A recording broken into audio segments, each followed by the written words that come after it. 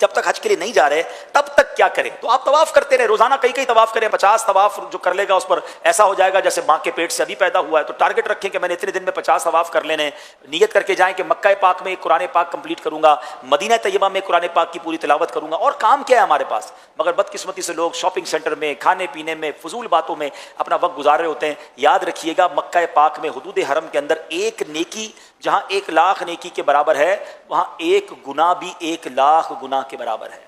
تو وہاں گناہ نہیں کرنے۔ یہ موبائل فون جو ہے نا وہاں بھی بڑے گناہ کرواتا ہے۔ اب جس کی یہاں بھی عادت ہے گالی گلوچ کی، یہاں بھی عادت ہے لڑائی جھگڑے کی، یہاں بھی عادت ہے بری چیزیں دیکھنے کی، وہاں بھی بازوں کا سب چل رہا ہوتا ہے۔ نہیں، ایسا نہ ہو کہ گئے نیکیاں کمانے اور گناہوں کے انبار لگ جائیں۔ اچھے دوستوں میں رہیں، اچھی صحبتوں میں رہیں، تسبیح ساتھ ہو، قرآن پاک ساتھ ہو، حرم میں زیادہ سے زیادہ وقت گزاریں۔ ایک سوال بھی حاجیوں سے کرنا چاہوں گا کہ آپ غور کریں کہ یہاں تڑپ رہے کہ کب مکے جاؤں گا، کب مدینے جاؤں گا، اور کئی حاجی وہ ہیں جو حرم پاک میں 2-4 گھنٹے گزارتے ہیں، باقی 20 گھنٹے کہاں گزر رہے ہوتے ہیں۔ کوشش کریں روز کے 12-15 گھنٹے آپ کے مسجد نبی شریف میں اور مسجد الحرام میں گزریں، پھر دیکھیے اس کی برکتیں آپ لوٹیں گے۔ تو بہرحال یہ دن بڑے مزے سے گزاریے، عبادتوں میں گزاریے، کم کھائیے، صحت کا خیال رکھیے۔ یہاں ایک بہت بڑی غلطی بعض اوقات لوگ کر لیتے ہیں کہ اتنا اپنے آپ کو تھکا لیتے ہیں یا ایسا کھانا پینا میں بے احتیاطی کرتے ہیں کہ کسی کا گلا خراب، کسی کا پیٹ خراب۔ اب جب حج کا وقت آیا جس کے لیے گئے تھے ہیں تو اب اس سے پہلے بیمار ہو جاتے ہیں، تو اپنی حفاظت کریں۔ میں یہاں تو یہ بھی مشورہ دوں گا کہ کئی لوگ جو جبل دور پر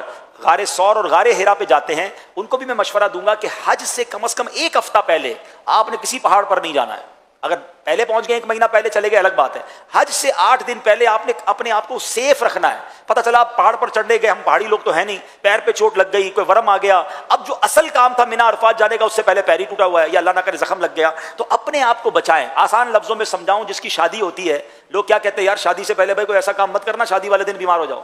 تو یہ اس سے بڑی کون سی خوشی کا دن ہوگا کہ ہم مینا عرفات جا رہے ہیں، تو اپنی انرجی بچائیں۔ بلکہ میں تو مشورہ دوں گا کہ 5 ذو الحجہ کے بعد اچھا ریسٹ کرے، 2-3 دن ریلیکس کرے، اپنی باڈی کو تیار کرے بڑی عبادت کے لیے۔ وہ کہتے ہیں نا عبادت پر قوت حاصل کرنے کے لیے آرام کروں گا تو اس کا بھی ثواب ملے گا۔ تو آپ حج کے 2 دن پہلے اپنے آپ کو ریلیکس کروائیں، تھکائیں نہ۔